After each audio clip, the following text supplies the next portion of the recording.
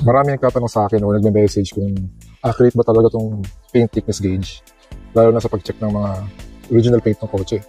Tsaka sa car buying assistance kasi, mas maganda, meron ko na ipapakita sa client mo na numbers, tulad na to.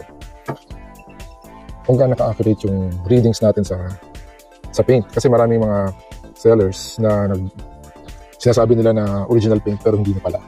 Kasi mas original ang paint, mas higher ang value. So, para matest natin kung tama ang calibration na itong mga nabibili online, katulad nito, kung habot test ito HT616.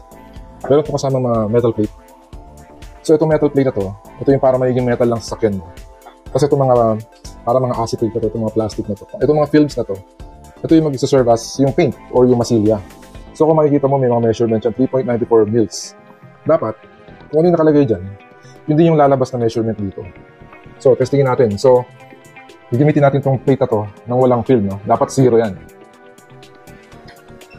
Yun, 0. Kasi walang film. So, gagamitin natin siya ng halimbawa, ito, medyo makapal. 39.4 mils. Papatong lang natin dito. So, dapat nasa range siya ng 3.94 mils. Ayan. 39.07. Tapos yung sa film niya is 39.4. So, hindi nagkakalayo. So, isa pa, gagamit tayo ng iba pa, mas makapal.